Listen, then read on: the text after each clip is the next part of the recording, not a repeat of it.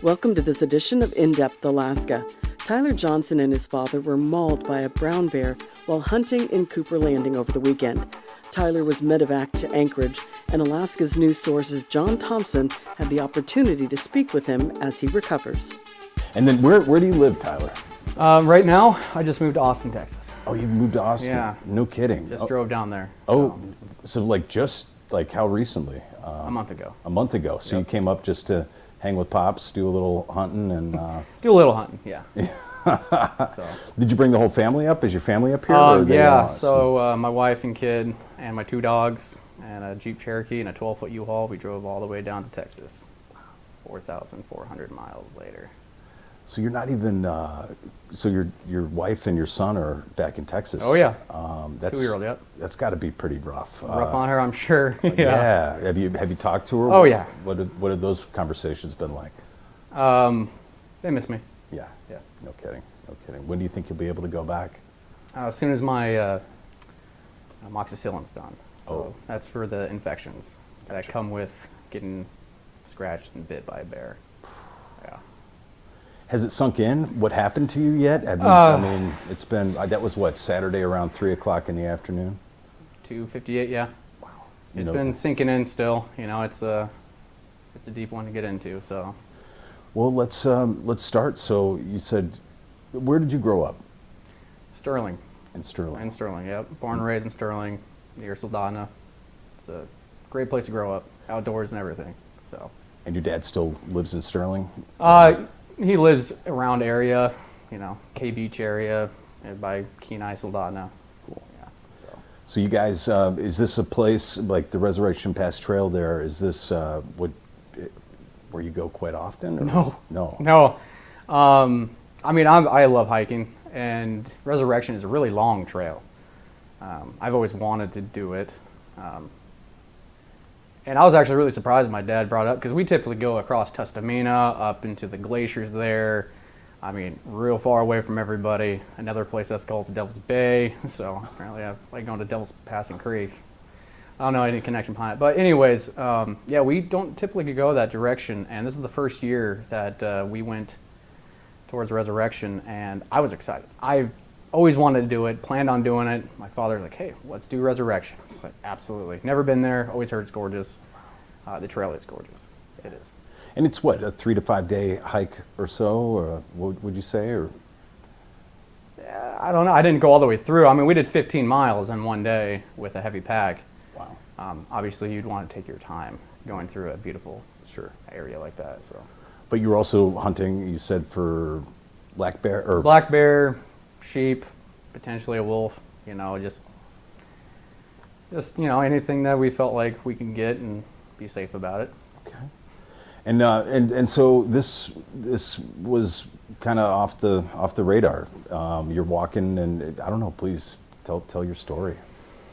Okay. Yeah. So like I said, we never done Resurrection before. Always wanted to. We have a camp that's near Abernathy, and that's off of Resurrection. It's kind of like an area where a whole bunch of creeks enter, and it's kind of funnel for a whole bunch of animals. The first day, like I said, we hiked all day to get to where we wanted to stay in camp. And the next day we did a little hunting trip. We went up a tall mountain, we weren't trying to do sightseeing, but that's kind of what it ended up being. We didn't see a lot of animals there. Okay. Typically, when you're hunting for black bear around this time, they're going for berries, so you're looking on the slopes or potentially, up to where we were. We didn't see anything. A beautiful day, again. The next day was Saturday, so Thursday hiked in, Friday hunted, didn't see anything, went back, played some cribbage, and then the next day woke up, hung around camp for a little bit, moseying along, thought we might, it's 64 degrees in Alaska, might as well take advantage of this and go for a hunt. And we looked on our maps and we saw an old, I suspect a horse trail. I was like, started maybe in the early 1900s. And it started off to be a pretty good trail. One that's not really used, maybe by animals. And it ended up being just flagging after about an hour of hiking, side hilling, going in between mountains. Again, like I said, beautiful day, looking around, scenery's awesome. And then the flagging started getting a little bit further apart, a little bit more weathered, harder to find, but we're pushing it through. And I think at that time, after hiking for a few hours, hitting a valley, gorgeous valley, kind of see where we wanted to go, saw that there's kind of a creek perpendicular to us, and that was about like 2:30. I think we started losing a little bit of the flags. And about, I don't know, it was a ways away, we saw that there was a opening through this really thick brush. And if you ever bushwhacked anywhere down in the Kenai, there's some bushes that just don't want you to go through. You know, they try to almost pull you back. Wow. It's definitely a tussle trying to get through them. And we found a area where it was just open and there was a flag there. You know, jump over the creek. At that time, my dad actually saw the flag first. And like I said, it's a big open valley area. And the flag marks the trail, The right? flag marks or a path. A path, okay. Right. And before I go further, you know, we did see that there was some animal, I don't know, traces of animal on that trail. They like taking the path of least resistance, just like us, right? I saw moose prints. I didn't see any bear tracks, you know. So, again, we're up there. I wasn't suspecting to run into a brown bear. You know, that's something that you're trying to be aware of, and that's why you have protection and all that. But was not suspecting to see a brown bear. You know, we were hunting, so we're making, you know, minimal noise, as hunters do. You're not trying to alert your animal you're trying to go for. But we were talking, you know. My dad saw the flag, so he starts marching towards it. It's kind of like a marshy area. And then he hit the creek, started going into that little funneled area that heads uphill slightly. That's about 15 yards long. Okay. And so I hit the beginning of that opening, just as my dad's exiting that opening. And at the end of that opening, it's kind of like this, it's like an opened area. And it goes up the hill a little bit, and it turns into that kind of golden grass that goes about, I don't know, knee to just above knee high. And I follow my father, and he's, you know, obviously we're hiking, we're walking, trying to find the next flag, and I get out of that tunnel, right? Mm-hmm. And I take about 5 steps out of that, and that's when my dad yelled, "Bear!" And I think almost simultaneously the bear did its growl. Mm-hmm. And from what I remember, it kind of split the difference between my dad, like almost like a triangle, you know. I'm here, he's there, the bear's here over to my left. And it was bear growls, which if you ever heard a grizzly, it's shocking, to say the least. And it was not, I mean, it wasn't even like a warning growl. It just, you know, did his growl and sprinted towards my dad. And me realizing that and it's the same color as the golden grass almost, you know, I just saw the head pop up. So I only can assume it was laying down the grass. And we surprised it as much as, you know, it surprised us, right? Right. I took a lot of time reflecting on this. So it charged my dad. My dad, he has a Glock 40 on his chest, and he also has a backpack. And it enclosed on him real quick to where, you know, when a bear's about to maul you, typically, or not typically, you know, you turn around and it's going to try to go for your neck or head, and, you know, you have a backpack that would protect you. So from what I didn't see this the way he did. He told me, you know, he turned around, almost, you know, noticed, protect your neck. That's when the bear put the brakes on, because he was yelling at the bear, hey, hey, hey, hey, hey. Right. The bear put on his brakes, turned towards me. And I had my hand on my firearm at that moment. It was attached to my backpack. I have an external frame that has a frame going over above the head. I don't know if you've ever seen one of those, but it immediately turned towards me, and I try to get my gun out of my holster, and my holster has a strap with a thumb, so you press it, puts the strap forward, then you can take your gun out of the holster. I failed attempt for a second, you know. Yeah. Oops. And it was about from me to you when it, I don't know, how do I say it, kind of like lunged up. And it's so hard to, like, it all happened like that, right? From my injuries that I have and what I can try to, like, piece together, I suspect that the bear tried to paw me, which, you know, I don't remember, but I think it hit my backpack, my external frame, and I have claw marks on my shoulder here. Knocked me sideways. At the same time, it gripped into my my right quad here, and I was falling backwards at this time. It was like getting hit by a train, right? And my feet went over my head. It put its teeth into my calf as I was falling backwards. But right when I was falling, I mean, he hit me, and at the same time, I got my gun out. And when I was falling backwards, I believe that's when I shot myself in the leg when I'm flying backwards. And I have, I think it's like black residue around my, so I must have been like right there. Wow. Blasted, falling backwards, and the bear was on top of me. And that's when I put 7 rounds into its chest, head area. I mean, anything that I can really hit, you know, it's on top of me, so, you know, I'd shoot myself through the leg again if it hit the bear and would kill it. You know, it all happens that fast. But there was a moment when the bear was on top of me, and in the same breath, mind you, my dad is not just standing there, right? My dad is trained in this. He's a fish and wildlife, or he was a fish and wildlife officer for 34 years, bear training, put me through bear training. You know, now he's a wildlife trooper, so he's well versed in running into bears. One of the best hunting partners you can probably have. Right. Yeah, sounds like it. And at that same breath, when the bear's on top of me, I'm unloading onto the bear. He takes a different angle so he doesn't shoot me, which in a stressful situation, I'm happy he didn't do that, because I don't know if I can, you know, all I see is my dad getting attacked. It's like, I'm trying to shoot the bear, right? He took a different angle, and he's coming at the bear, and he has a 40 Glock, and he's unloading on the bear, probably on its butt or something at that time, until that 7th round. I don't know if I hit it in the brain or hit it in the spine, but I remember noticeably seeing a difference in a pissed off bear and a bear that's falling over. So the bear then was falling over. I fall backwards, and I move back. I let go of my gun, because I realize that the bear is now, my dad's going to handle it. Right. So I'm backing up, and I'm probably about from me to my crutches over here, and my dad runs up as angry father would, and he ends the bear's life from trying to further inflict damage on to its son, right? Wow. And immediately when that happened, everything's done. We knew that. In my head, I went straight into triage on myself. I mean, we were pretty militaristic about it.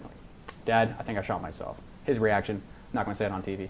Anyways, I look down on my leg. I have a bullet hole. And so I take my backpack off. I bring a trauma kit with me wherever we go hunting. Good thing. No kidding. I rip open my pant leg. I see an entry wound. We get quick clawed out. I thought about it before I went on the hunt. I don't know why I thought about it, but I had a wrist rocket with the rubber thing, and I was like, I know where that's at. So I pulled that out, wrapped my leg to pull it tight. Not like it'd be a good tourniquet or nothing, but it held a quick clot right there until I further investigated the other injuries. And we look over at my right leg, and my boot's filling up with blood. I notice it's all ripped apart, so I rip it. I can't see the injury. So we get quick clawed out, and immediately put the tourniquet on, because again, there was a lot of bullets flying from my barrel in a frantic way. I didn't know if I hit myself a second time, you know. Hit the bear's on top of you, it's kind of, right? But put the tourniquet on, and those things, painful. Oh, I can't. Painful, my God. And it was, my dad said, he said he'll die from blood loss, but not from pain. So that might have been said a few times there when I'm like, can you loosen it? No. I'm like, ah, okay. He put that on, and then at that moment, I thought it was this and this. And I looked back, my leg a little bit more, and I saw an exit wound on my quad here. what I did is I blew it. It kind of just took a chunk of my muscle out here. Instead of hitting my, capping myself, arteries, femur, $1 million wound right there. I mean, wow. So I was kind of that was a relief as much as being shot, you know, like, hey, that's good. I don't know how bad this is. My dad, in his training, he got on his inReach, which if you don't know what an inReach is, it's kind of like a texting satellite. Okay. And people can track you on there. And he got in contact with the troopers. I think he sent it out maybe, the incident happened at 2:58, around, it might have been 3:05 is when, or 3:04 is when he sent out a message. I'm not 100% sure on that. I know it's around there.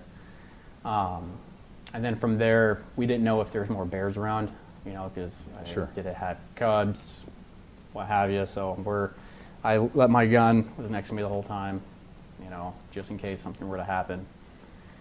And we're of course yelling, you know, beautiful day. I even said it on one of my things. I was like, it's a gorgeous day. It was a beautiful day. Yes.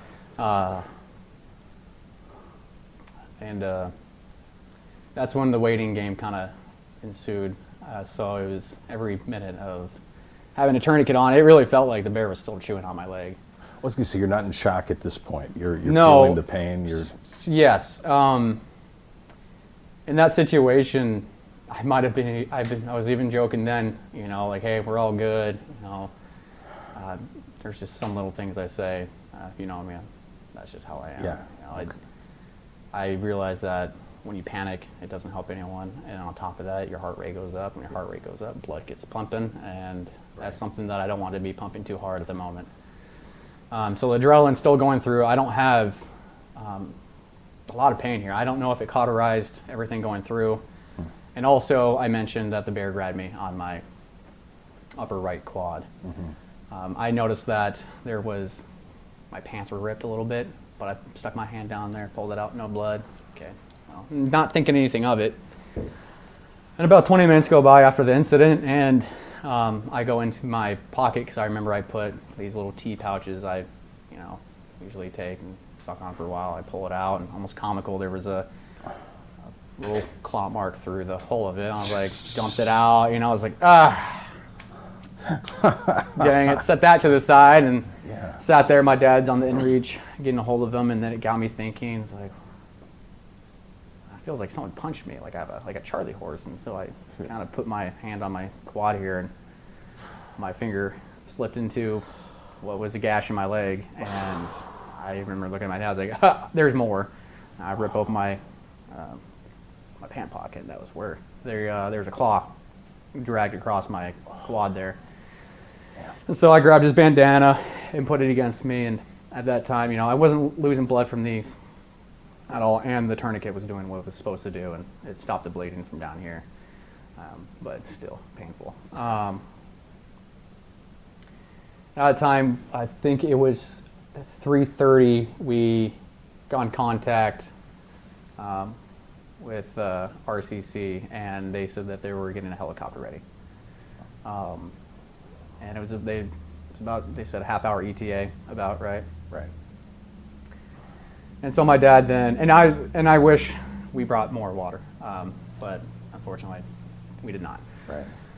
So I drank the water, and my dad's in front of the sun for me. You know, I played some music to try to calm myself down, and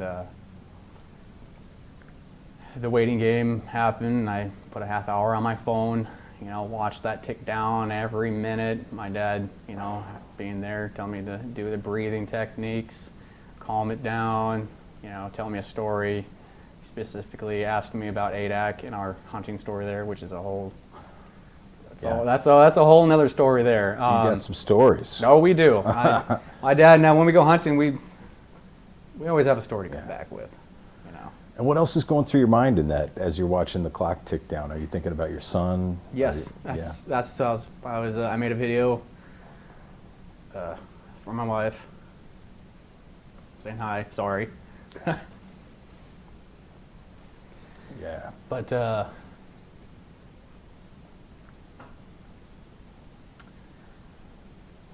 Yeah, it was a, well, it's an epic hunting trip. You know, that's something that not a lot of people get to walk away and then, you know, share a story like that. Fortunately for my father and I, you know, we were seasoned hikers, hunters. We, you know, plan for the worst, hope for the best, and that's why we had the equipment we had. That's why we reacted the way we reacted. That's why I was able to get medevaced out. Yeah, I remember just sitting there also thinking, like, I can't wait to hear that helicopter coming over. But again, that whole time, you know, when the helicopter did come, I wasn't even, I was laying down. I was just almost trying to run away from my leg. It was on fire, and I was kind of like on my stomach. And when I was on my stomach turned, I was face to face with that bear, you know, and it's just right there, right? For an hour change. It's unfortunate, it really is. Yeah. Were you able to keep the bear? No. Okay. No, that's okay. That's a slippery slope. Yeah. When you know, someone gets attacked, and then no. as much as I like to, you know, I'd be like, hey, this is the bear that got me, and you know that my dad and I survived, and you know, got in a battle with, and well, we ended up on top, and yeah, I have a lot of good people around me helping me out, and yeah, the hunt was cut short, but the memory will definitely live on a lot longer than that. So, I mean, you talk about the growl of the bear. Yeah. I mean, was there anything else, like any smells or any? No, actually, you know, it was kind of odd, and to me, it was a little bit odd. And yeah, I guess I'll go into this. It was odd that there was a brown bear up there for me personally, me thinking about it, because I would think right now that there would be salmon. You know, that'd be spawning, they'd be going on the salmon, not up where I was at, where I'm hunting for brown or black bears, you know, going for berries. And where it was at, where it was resting, and I went through to try to figure out why it ran for my dad and then came towards me. And then it got me thinking about the trail, and that maybe that wasn't a moose that was walking where we were, because the grass was laid down a little bit more. Maybe a belly was dragging instead of, you know, tall legs just breaking a couple branches going through. And that funnel where I just walked out was where it came from. And unfortunately for me and the bear, I was in between it and escape. So at that moment for the bear, it was trapped, right, and I was then in the way of the bear. And well, it was kind of me or the bear at that moment. And unfortunately, I can't speculate what I could have done differently. Again, I don't go out to go kill anything that I'm not intended to try to kill. Right. I'm going for black bear, you know, feed my family. You know, it's something. So. No, that's tough. That's tough. And I mean, you reacted well, like, and thanks for kind of giving us a little background on your dad. Yes. Sounds like he knows exactly what to do. But again, until you're faced with it, you don't know how you're going to react, right? So. Absolutely. And you've never faced anything like, you're 32 years old? Yes. And you grew up this way, and you've never encountered anything like this. I've encountered brown bears before. Yeah. I just haven't encountered one that I surprised like I did. Because I mean, I don't recommend it to everybody, but I go hiking by myself. I love being up in the mountains. You can ask, you know, if he's like, hey, Tyler, he's like, yeah, he's a hiker. He goes hiking all the time. He goes hunting with his father. You know, we like getting away. We like being up in the mountains. We like being back in the glaciers. We like just experiencing what Alaska, I mean, it's Alaska, right? Yeah. You got to take advantage of it. I will miss it. I got a tattoo of it. Yeah, man. So it's part of me. Is this going to change how you approach? Like, will you not go hiking alone anymore, or I mean, you know, that type of thing, or? That's a good question. I mean, obviously, it's going to take time to even sink in, but. I mean, right now, I'm not going to go hiking alone. I can't really hike right now, but you know, if I could, I would go hiking. I like having company too. You know, I'm not in a part of my life where I like being alone. You know, I like having my friends around, my family, my father, my wife, my kid. Now going hunting again, it's part of me.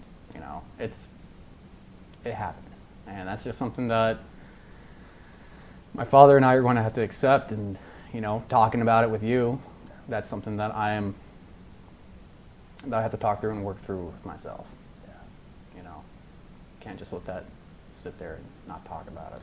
No, you definitely got to deal with it. And it sounds like you're doing a really, I mean, I don't know, man. You're doing a great job so far. Just, Yeah. Yeah, I mean, to think, though, here you are sitting in Anchorage just a couple days ago, you know, you were laying there waiting for the helicopter. I mean, it's got to be very emotional, very emotional. Yeah, I really wanted to keep on hunting. Yeah. Is that, yeah? Yeah. I didn't have to hike out, so yeah, that was a long hike. It was a long Thanks, hike. Joe. It got me out of there. Yeah. Yeah.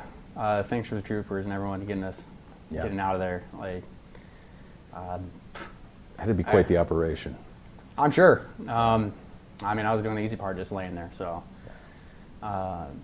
yeah, 100 years ago, that you would have been hiking out yourself if you were able to, you know.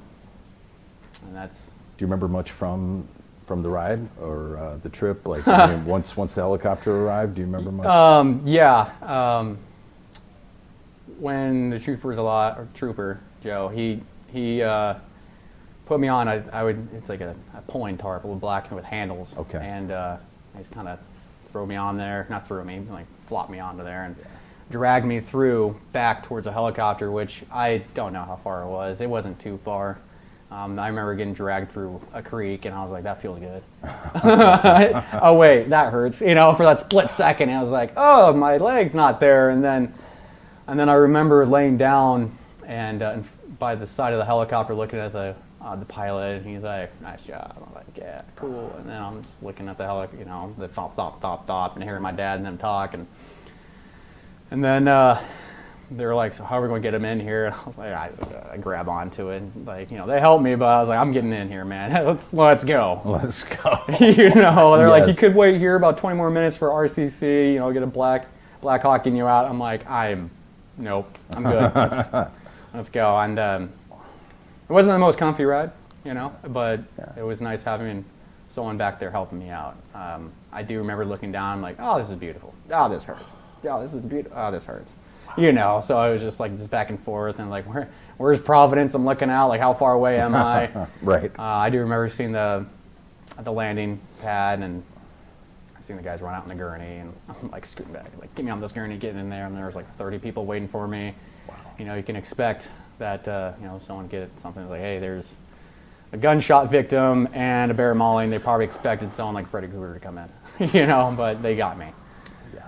You know, kind of a little bit, you know, it's just who I am. I kind of make jokes, but You got to deal with yeah, it, you know. they let me out that night on good behavior, so I was at my in-laws that night and got to sleep in a bed there. That's impressive. Yeah. So you weren't there for that long. You were out Saturday night? Yeah, Saturday night. I think we got home at midnight. Wow. Somewhere around there.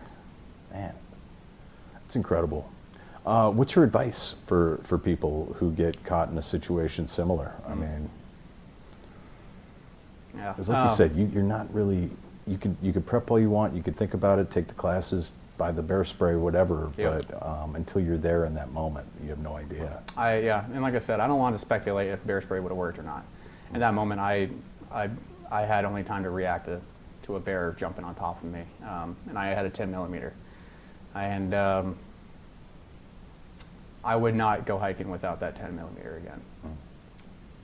The situation I was in, it was so fast, you know, potentially in a different circumstance when the bear false charged or something like that, bear spray probably would have done the job.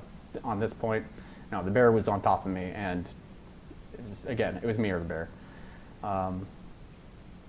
Having a good partner and going through how to operate in reach, going with a trauma kit, not just the, you know, that little red thing you get from Walmart that has Band-Aid and mule skin in there, you know, like that works, you know, for, you know, I fell and, you know, cut myself a little bit, but that trauma kit, I remember looking at it that morning and say, don't be lazy, put that in there, you need it. You don't know if you need it, you know, prepare for the worst, you know, so, have a good partner. And fortunately, like I said, I believe I have the best one in the state. So, yeah, going hunting alone, some people are fine with that. That's just a risk that you're willing to take when you go out there alone. I wouldn't have made it back being alone. So that's my stance on that. All right. And talk about your dad a little bit. So you said he's doing okay. It's just more of a mental thing and an emotional thing for him right now after having to witness something like that. He's back at work, being a trooper. Okay. I talk to him quite often the last couple days. We have a lot to work through. Again, I have a son myself, and I don't know how I would react to seeing him get tackled by a bear. I mean, every man can imagine it, just what you would try to do in that situation. Would I jump on its back? We always kind of go into that little place in our mind, what kind of primal thing you would do. Until it happens, then it's a different story. And my dad reacted flawlessly. And thanks for clarifying that it was an accidental shot in the leg. I think a lot of people thought right? maybe your dad They're shot you or gunshot wound, seriously injured, bear attack, and it's like, I shot myself, guys. Let's just go. I did that. I'll get a pass on that too, by the way, right? Yeah, of course. And but like you said, so exit wound and you're able to walk around on it. Okay. Yeah, that's my good leg. Oddly enough, like I said, the ladies at the wound clinic were showing me, there's the muscle there. I'm like, yeah, cool. I'm healing pretty fast though, so that's something. Yeah. All right. And hopefully here in a couple months I'll be able to continue, going hiking and doing what I love doing. Is there some good stuff down in Texas? Some good areas for that where you live, or not? I mean, nothing like this, obviously. We moved down there, and I drove down there, and I was there for 3 days, and I've never been there before in my life. Never drove in a city in my life, and I had a 12-foot U-Haul, and I got to experience it for about 3 days. So, when I get back there in about a week, I'll be researching places to go. I'm sure there's plenty of things to do, and I have a new position of being a remote worker, so I can, summertime, come back up here. Cool. It's Alaska's in my blood, man. You got a lot going on in your life right now. Yeah, keeps you busy. Keeps you busy. Very good. For sure. Very cool. Well, anything else you want to say about the experience, about what happened? Anybody that respond? I mean, you said the responders were incredible.